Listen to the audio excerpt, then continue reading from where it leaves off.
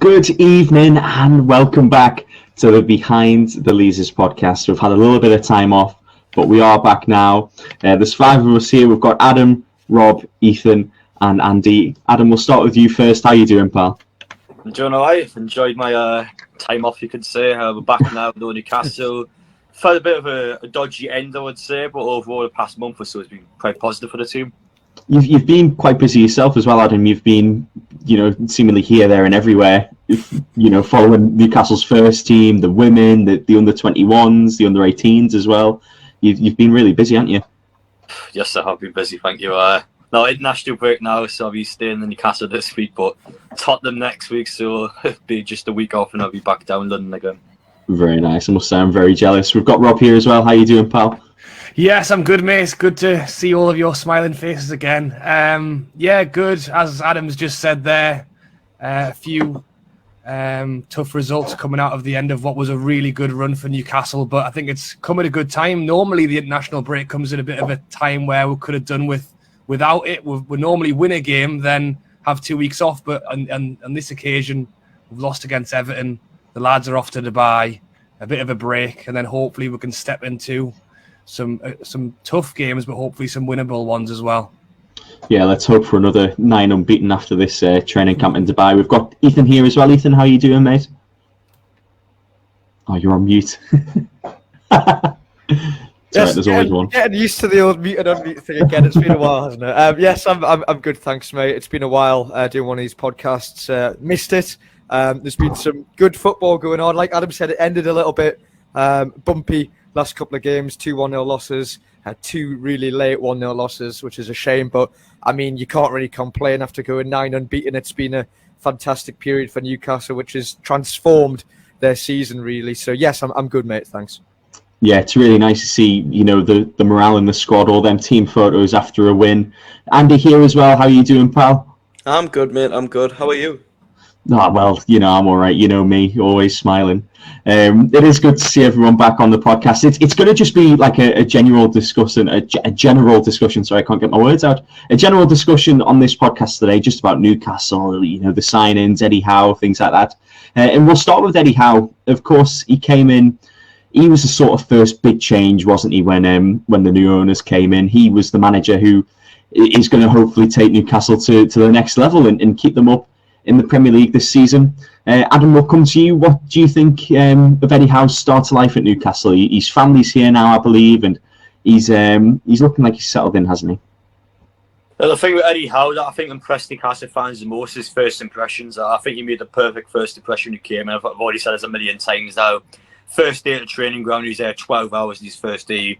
He works days in his first 7 at the training ground, so he clearly was here to work, unlike previous managers, without trying to sound sarky. But the thing with Eddie Howe is, yes, we didn't start off particularly well with him, but again, the team was of an older era, and a lot of those players have improved since. The likes of Shelby, Lascelles, Crafty sort of players are actually coming out and far better than what were earlier in the season. Joe Layton's the biggest improved by a mile. And to see these players come out, it's a testament to the manager's skill to actually find the best positions for these individual players and to get them working. The signs themselves have obviously came and helped the team, and Eddie Howe has just made do with the best he's had. I think in the summer window, once he has a lot of time to actually work with the team, work with these new signs that are going to come in the summer, I think it could be wonders next season. I don't want to try and get too optimistic just yet. I think Newcastle are safe pretty much now, to be honest. I know we're going to talk about that in a little while, but I do really feel like the gap we've got now, it's pretty conclusive for Newcastle. But overall, Eddie Howe, he's been nearly flawless, to be honest. He's been spot on with the selections he's made the majority of the time. Rob, just with the same question as well, how would you compare Eddie Howe's sort of first half of a year or first half of a season at Newcastle compared to the previous manager's first half of a year at Newcastle? Yeah, well, I think, Eddie Howe stepped into a team that hadn't won a game yet, and there was clearly a lot to do. I think before Eddie Howe even got in, I think a lot of the fans were willing to give him the benefit of the doubt if we did go down this season, just based on the fact of what a poor position we were in. And he's managed to get things he's up and running. I think the January window has helped. I think bringing in a few players has definitely helped, but not just for the quality on the pitch, but I think just the off the pitch morale has grown with the signings that have brought a little bit of confidence in. You can hear the players obviously talking about, what's going on behind the scenes, the extra work that Eddie Howe's putting in, like Adam spoke about.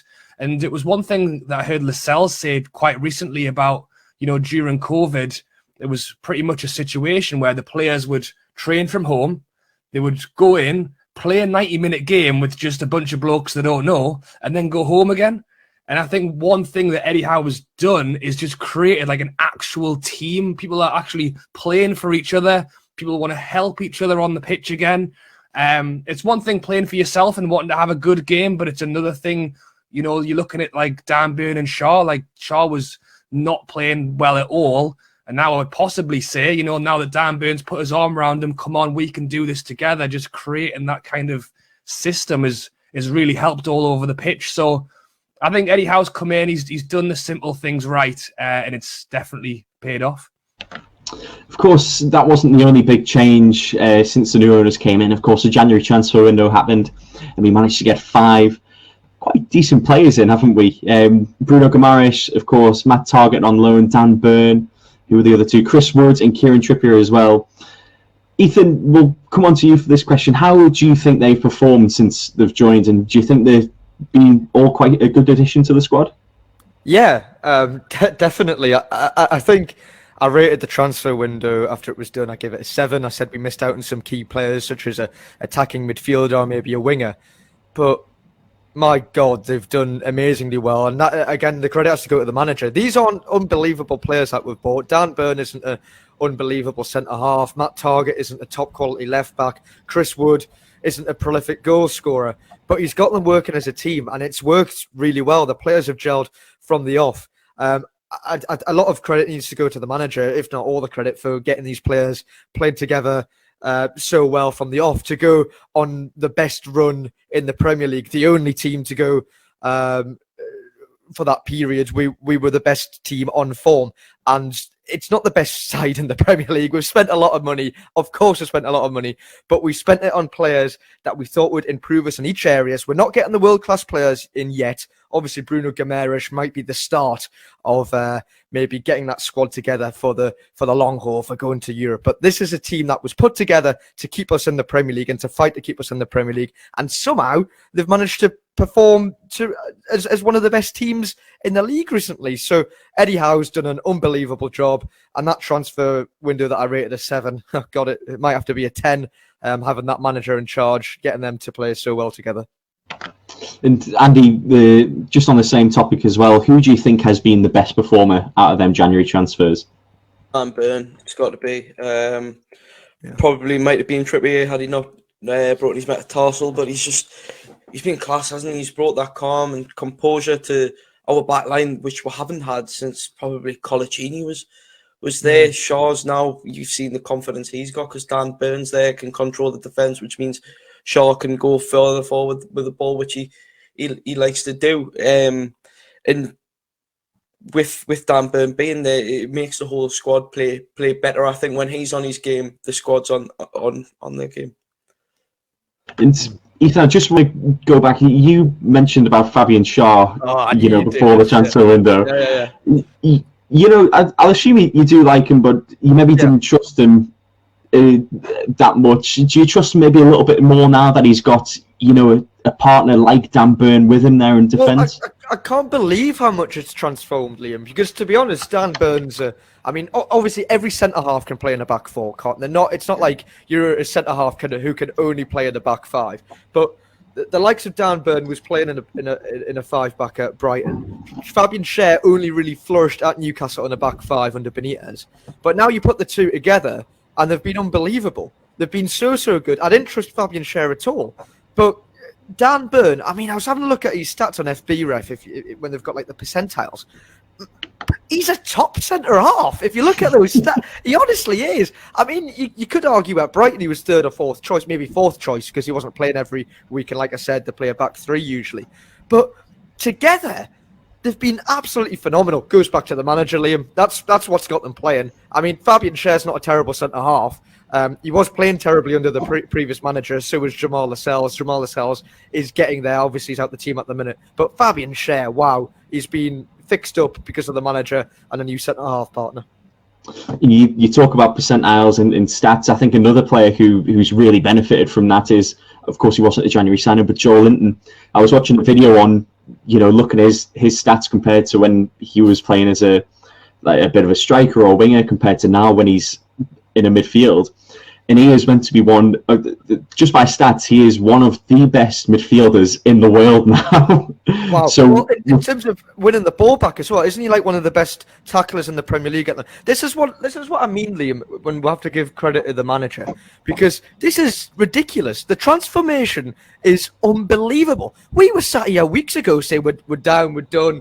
I was gloomy as anything. Look at me now. Who would have saw this? It's transformed me. Never mind the players. It's a miracle. And you know what? We're talking about top managers. Okay, I'm not going to get too carried away, but we're talking about top managers like Conte, Mourinho, Guardiola, whatever, and Pochettino. And these guys have top PR. That's a big part of it is top PR. There might not be unbelievable coaches, the likes of Conte or whatever's not doing so well at the minute. Pochettino's not doing so well, Mourinho, but they've got top PR. Eddie Howe is still a relatively young manager, but God, he works hard, doesn't he? His work ethic is fantastic, and to transform a regular bunch of players when these top managers have top teams, I would love to see Eddie Howe have a chance with a top Newcastle team. I know there's been talk like a Mancini or whatever, where you get rid of them eventually. They've done their bit. They've took you as far as they could go. But wouldn't you like to see Eddie Howe have a go with a top Premier League team and at Newcastle? Let him bring in those players. He could do a top job. The passion. In, Sean. I love it. Stinky Taylor passion, that is. But I believe it. No, I completely agree with you, mate. I think when you look at how much the team has transformed, he's definitely in the top 7, maybe top 5 managers in the league at the moment. He's absolutely fantastic. And I think we could talk about Eddie all day, but we have got to move on. Let's talk about the summer transfer window now. Adam, I'll come to you on this one. Who or where do you think we should strengthen our squad with? What positions, what players do you think we need to get to try and strengthen our squad a little bit more? Well, I think the strike has to be the first one. Noah Callum Wilson's injury-prone issues. We know he's going to get injured again at some point. Chris Wood, I don't think he's been a terrible sign, but he hasn't hit the ground running as people would expect compared to his Burnley stats. He's got double figures past 4 seasons. He's not going to do that this year. So, yeah, he's definitely underperformed, I would say, in terms of scoring goals. So, yeah, I think a striker's needed massively. I think as well, probably another centre-half, because if Dan Burn or Fabian Schär gets injured, then you got to bring like Lascelles back in. You don't know if Fernandes has a future at the club. Kraft might have to bring him centre-half. Clark, he knows he's not going to play again. So, yeah, I think centre-half-wise, we're definitely lacking if someone gets injured. So I think we do need another centre-half. I think we just need key players, really. You see, like Kieran Trippier coming. Yes, he hasn't played an awful lot, but even when he's not playing, he's always around the dressing room. He's always motivating the team. I mean, he's a future captain with the way he acts around the team. So I think those sort of catalyst players in. It doesn't have to be an amazing summer window where we sign double-figure signs. It just has to be like 2 or 3 top-level players to come in and a couple of squad depth, and then that should be fine. But overall, I think the strikers definitely needed, but I think some players that are just quality are needed. Just some actual good signs I could see we improve the squad. Robert, would you agree with what Adam said there? Would you maybe add a couple more players onto that list? Yeah, I agree with what Adam said. I think he's right. I think that, I know if you think if Callum Wilson was fit and he was playing up front, I think that's a striker I'd be very happy with. I think if Trippier was available and he was playing right back, that's a position I'm very happy with. Saint-Max and Fraser on either wing are looking great. The 3 midfielders are looking fantastic. The issue is when we have an injury and the replacement is, again, no offence to these players because they've been putting in a good shift, but Kraft isn't Trippier, Murphy isn't Saint-Max, Chris Wood isn't Wilson. And although these guys will come in and they'll do a good job, I just think if we could just step up that next level of players available, we're not going to be, as like Liverpool or Man City and have 2 first 11s, but we could certainly try and have 3 or 4 real impact players, or even at the point where we can freely rotate players without the feeling that we're potentially downgrading the squad by doing so. But yeah, again, we're playing one striker up front at the moment. It would be great to maybe have the availability to play two strikers up front if we wanted to, but to do that, we'd need to bring in another striker. So yeah, for me, I like the way the team's going, and if we can keep playing like we are, in theory, maybe we don't need that much, but I definitely think that we could do with, like Adam said, 3 or 4 really key players that will actively improve the squad, not just to come along and join the 25-man. Let's try and get some extra quality in there. Just in regards to the forwards, would you, when Callum Wilson comes back, play Chris Wood and Callum Wilson as a front two, maybe? I would like to have the option to, but I think the way we're playing right now works, so possibly don't change the winning formula. Although I believe that Eddie Howe in the past at Bournemouth did like playing 2 strikers up front, so it's possible that maybe it's something he would be interested in doing. Again, it's just creating more options in a team. I mean, if we're 1-0 down, 2-0 down, let's lump on an extra striker. I mean, right now we can't actually do that at the moment. We're lucky that we've got one fit striker as it is, so it will be good to try and strengthen that position for sure. Definitely, yeah. I think that's of course, looking at key players, that's one of the big things. But I think the main thing is, yeah, maybe just a little bit more depth in this next transfer window. Yeah. Let's move on to, of course, I think the main season performance of Newcastle. Gents, do you think Newcastle is safe at the moment? Ethan, I'll come to you on this first. Do you think they're safe? Yeah, this one's for you, Ethan. Sorry, I missed that. Do you think they're safe? No, I don't think they're safe yet. I'm not just saying, obviously, a little bit in the back of my head is thinking, yeah, look how far away Burnley are. But you know what they're like. They can get a run of results together. They're hard to beat. It's the, you know what, if you asked me this and we got a result against Everton, I might have just said, yeah, we are safe. But that was a massive, I was at that game, Liam. It was gutting so late on. I wanted us to go for the win. I didn't see a loss coming. So that's probably why I'm so deflated as well. But no, we're not safe yet, mate. We need a couple more wins. We need Burnley to keep dropping points. I think, obviously, Leeds picking up a bit of form. Brentford have picked up a little bit of form. They're on our tails now. But I think the ones to look at is Burnley. So we need to think about ourselves, a couple more wins. But let's see how that team in Claret and Blue do. Andy, would you agree with what Ethan said there? With what Ethan said, do you think you know Newcastle still have a little bit more to do?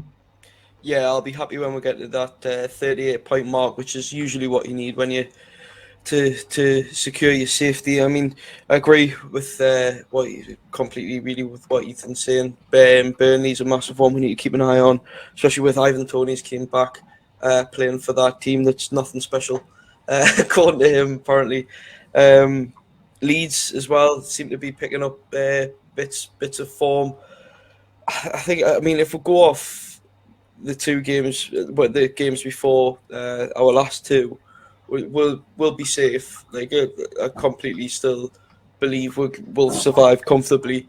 It's just whether or not we can pick ourselves back up after this international break. And I mean, Tottenham away is a hard place to go, but for us, it's been kind of a happy playground for the last few seasons. I mean, Joe Linton scoring his first Premier League goal in that the first time we played at Tottenham's new stadium, and then thinking back to that one where we had that god awful kit in 2015, that half navy, half green thing where Perez was like a nice little flick he scored, and then Sammy Awiobi scoring straight from the half-time kick-off.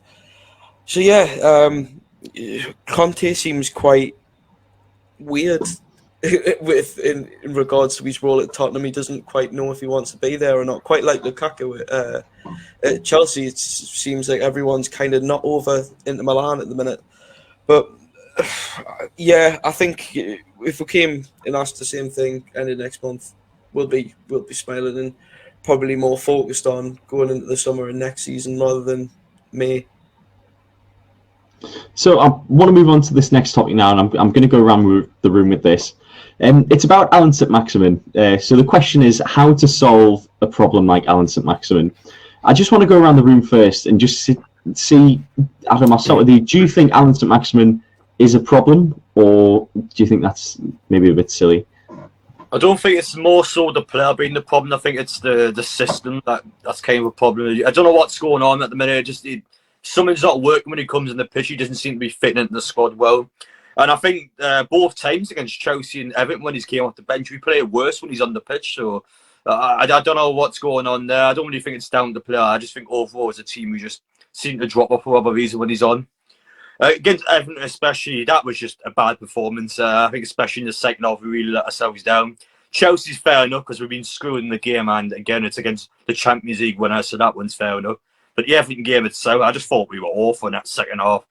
And I don't know, I just think when Saint-Maximin plays bad, the team plays bad, but when Saint-Maximin plays well, the team plays well. It's probably the best way of putting it. So I don't know. It's something I think Disney worked on. Something doesn't seem to be gelling well, but overall, he's one of those players where his ability is just next to none at the club. You kind of need to keep him.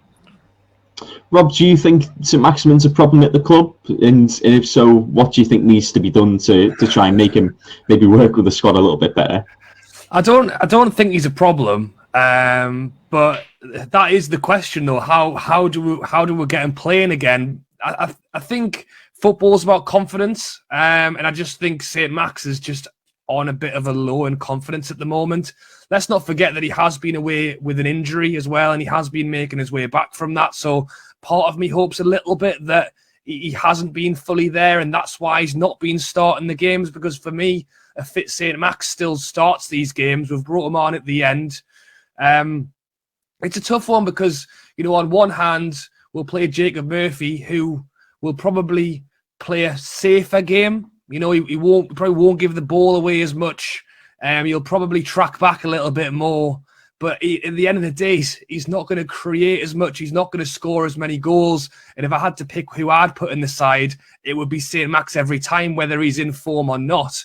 But to answer your question of how do we get him playing again, I think it's just ride it out, ride the wave. I think he'll get himself a goal or two. We'll play a great game and he'll score another amazing run, and he'll be back in form, and it'll feel like this little blip never happened, or at least that's what I'm hoping. And to try and cover for him is where we can. If you're going to play a player like that and give him the freedom that he kind of needs to perform like that, we need to stick a man behind him and cover for him. But obviously the way Eddie Howe plays football as well is that keep the ball, pass it around mentality, which again possibly doesn't suit the way he likes to play. So there's maybe a little bit of backwards and forwards on that as well. But yeah, I would say it's not a problem. It's just a bit of confidence, and you'll be right as rain very soon. Ethan, coming to you on that now, do you agree with Rob says? Do you think he's maybe a bit of an issue at the club or with the squad? No, I don't think he is. I think, like Rob said, you have to remember he's had a bit of an injury. He's still trying to bounce back from that and get into form again.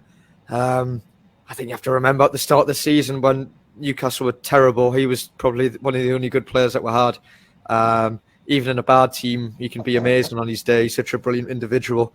Obviously, under Eddie Howe, we're playing more like a team now, which is good to see. And perhaps Saint-Maximin's not a player who will track back as much as, like we said, a Jacob Murphy or perhaps a Ryan Fraser. But on his day, he's amazing, isn't he? And he has to start, even if he's not in form. He just needs to get a run of games going again. He's been on the bench last few since he's come back from injury. And once he picks up that form again, I'm sure we'll not be having this kind of conversation too much again. But he's a brilliant player. Don't even think about selling him or doing anything daft. He's great. He wants to win the Ballon d'Or here, man. Do you not know? Oh, brilliant. Yeah. Why not? If there's going to be a player who can win the Ballon d'Or at Newcastle, it's Alan Saint-Maximin. Why not? Alan Saint-Maximin, then Joe Linton the year after. Perfect. Yeah, I'm happy with that, Leo. Andy, moving on to you next with this topic. Do you once again agree with what everyone else has said? Do you think Saint-Maximin's maybe a bit of an issue at the squad, or do you think maybe it's something to do with tactics?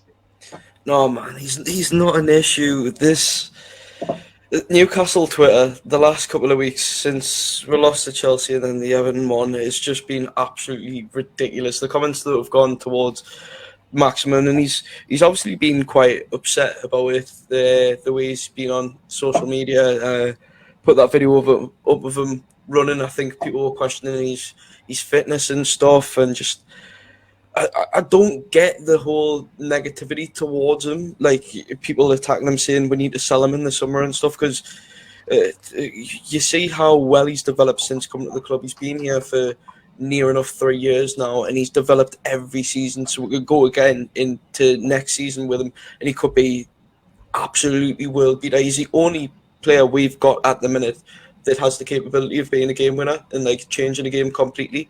And that's a vital thing to have in a squad.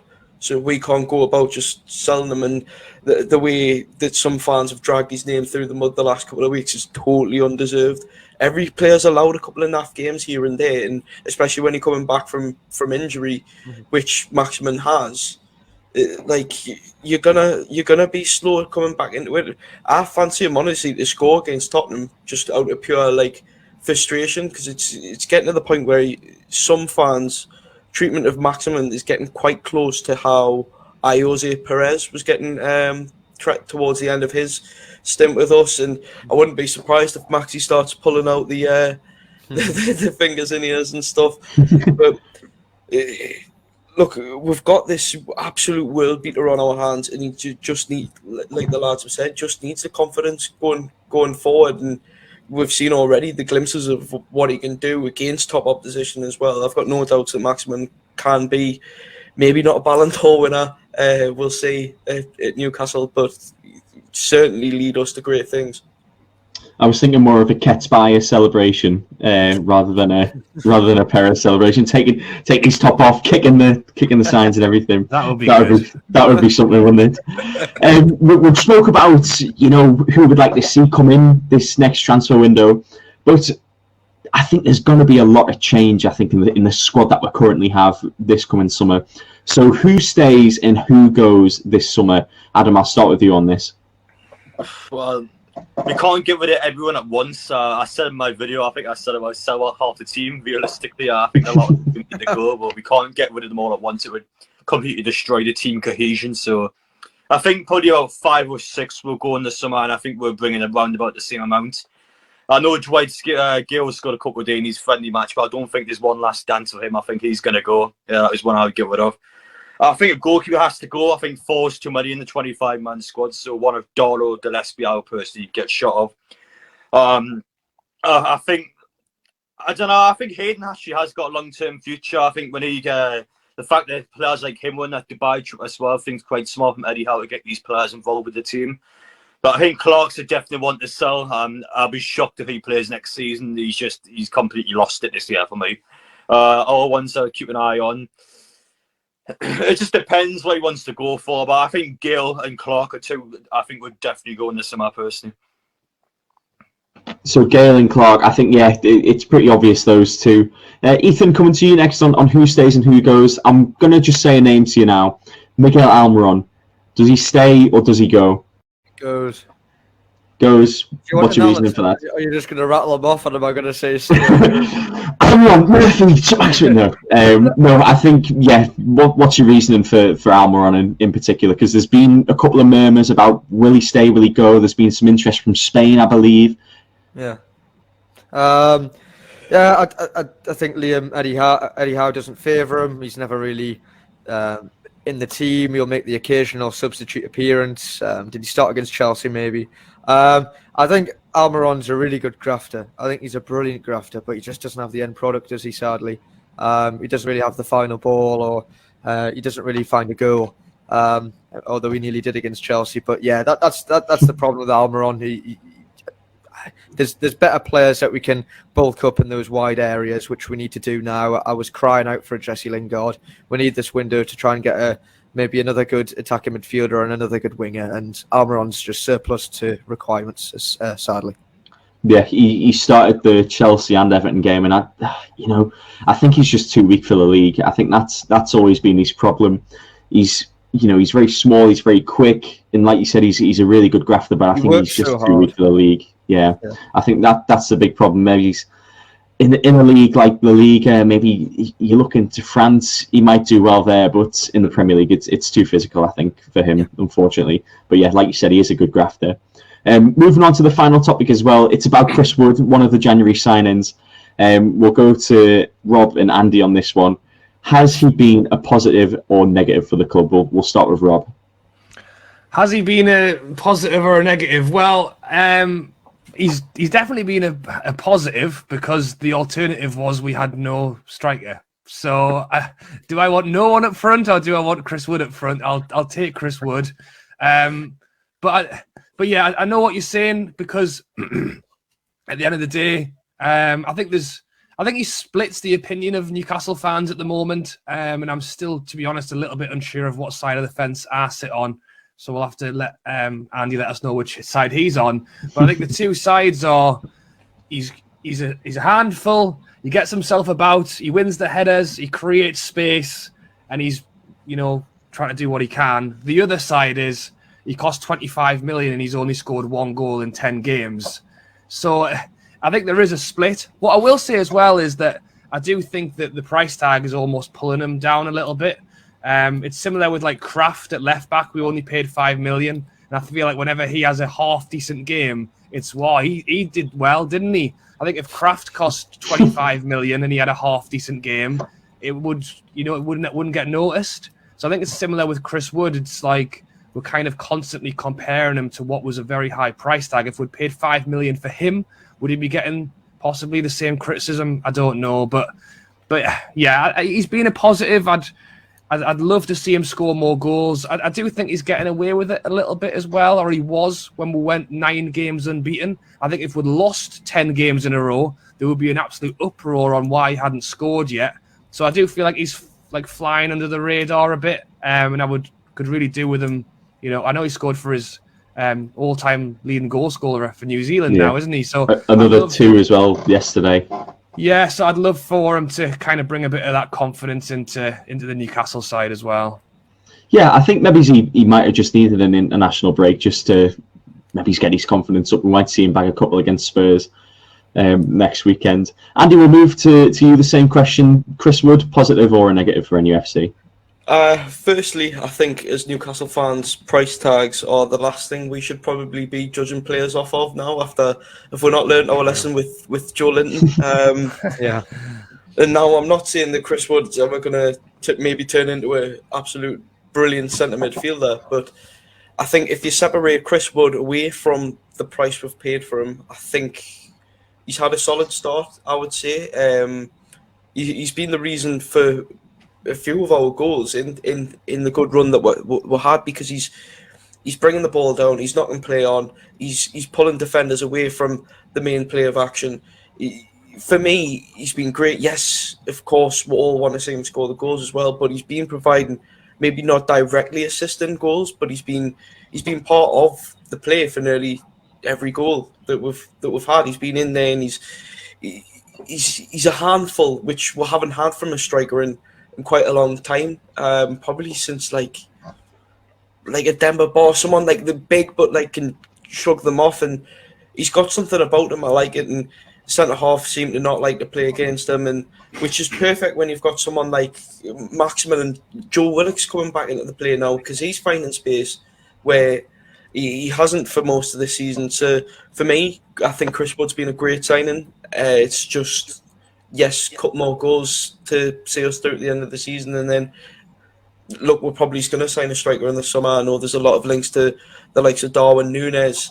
Obviously Wilson coming back, so he's not going to be first choice going into next season, I don't think. So it'll be interesting to see what he can do coming back from this international break. Like you say, breaking records with New Zealand. We'll come back a team against Spurs with, look, they're relying on Eric Dyer and Davinson Sanchez, and I know the new one, Romero, he's been half decent, but he's disciplinary, he's been a bit ropey. Eric Dyer's, we all know what Eric Dyer can be like, and Davinson Sanchez isn't the most reliable either. So it'll be interesting going against a Spurs team which will more than likely play 5 at the back. It'll be interesting to see if Eddie matches that up, and it'll be interesting to see what Chris Wood can do against 3 centre-halves. Yeah, I think what we all need to remember, and I completely agree with your points there, Andy, is that Chris Wood is just one of the players in what is going to be a completely new start for Newcastle. You know, after so long, had so much disappointment and heartbreak. Chris Wood is just one of them players who he's going to be here. He's going to do his bit, and then in 2 or 3 years' time, he's going to go and do whatever he needs to. But yeah, I think I do agree with you there, Andy. But good points as well, Rob. Before we end the podcast, I think just going around the room, how many more points do Newcastle United need to stay up? We'll start with Adam here. So we're currently on 31, I believe. I think 2 more wins will do it, to be honest. I think 37 will be enough this season. We're currently 9 points above third bottom. I can't see them getting another 15 points. I just don't think it's going to happen. I think 37 will be enough. So 2 wins in the next 9, I believe, we've got now. So yeah, I think 2 more wins will do it. We've got to play Norwich and Burnley. So you would think it'd be from those 2 games. We've got likes of Palace and Leicester at home as well, who realistically should be trying to get some points off. We still have got some tough fixtures. We still got some of the best teams in the league to play. But overall, I think 2 wins will be enough. If not, maybe an extra point in there somewhere. But I think 37 will be enough. Well, I mean, I hope it is before the Burnley game, because that one's the last of the season. It'd be too tense, that. Ethan, coming to you next, how many points do you reckon Newcastle need to ensure that they have survived? Yeah, echo that. Probably 2 wins and a draw, I'm thinking. I know I mentioned earlier the Everton game. If we got something from that, I would have felt an awful lot better. Maybe that we were safe. But yeah, I think that's all we need, Liam, pretty much. I think we'll definitely get there because the form has been so good. Obviously, we've lost back-to-back games now. You know what Newcastle are like usually at the start of the season. I mean, last few years we've gone maybe 8 games, 9 games, 10 games without winning the first lot. But yeah, we always tend to end the season quite strongly. And after a form of recent weeks, I think we'll do just that. So I think we'll be safe, and I think we'll get those couple of wins. Yeah, and Rob, coming to you next, do you echo what Adam and Ethan said? Yeah, absolutely. Like Adam said there, the game against Spurs when we come back, I think if we could, I mean, that's a bit of a freebie, to be honest. I think if we could pull off a point in that one, I would take it now. And then we'll go into Wolves, Palace and Leicester, all at home, all in a row. I think if we win that Wolves game on the Friday night, I think we could well win all 3, to be honest, and that's before going into the tougher fixtures. I would put myself out there and say that I think a win and a draw would be enough in the next 9 games. That would put us on 35 points. If you think that 38 is normally the safe haven, I don't think you'll need that many points this season. I think 35 could well do it, to be honest. So, yeah, a point against Spurs and a win against Wolves, and I think anything after that could be free. So we'll wait and see. Yeah, nice little. I was going to say Brucey bonus there, but it's not that anymore, is it? Brucey bonus. An Eddie bonus. Andy, do you reckon we still need a few more points to stay up, or do you think we're happy where we are now? Yeah, get the 7, get to that 38, and then we know we're safe, and then we can throw the Burnley game, last game of the season, and hopefully Everton keep doing what Everton are doing right now. And see them go down, because wouldn't that be absolutely amazing? I would love that. I would. Yeah. I'm going full Keegan here. I would love if they went down. I know my mate Dave, who he didn't stop after day 1 last Thursday, so I would love nothing more than Everton to go down. That would be something, wouldn't it? One of the founding Premier League teams, never been relegated before. I don't think even from like the first divisions and things like that, not for a long time at least. I think maybe one, because I was talking to an Everton fan and I said the same thing. Maybe once, I might be wrong. Like maybe once. Yeah, this is part of like the history that we're possibly seeing here. But yeah, I guess we've got May till find out. But yeah, gents, it's been a long time coming, I think, to do this podcast. But it's always nice to do like a general discussion about Newcastle, and hopefully we can do a couple more in the next few weeks as well. But yeah, thanks everyone for tuning in as well. We should hopefully be back next week to analyse the training trip in Dubai, and of course talk about the Spurs game. Hopefully we'll be talking about another win. Hopefully we'll go 9 unbeaten after this training camp. But yeah, thanks again to everyone who come on, and then we'll see you next time. Bye bye.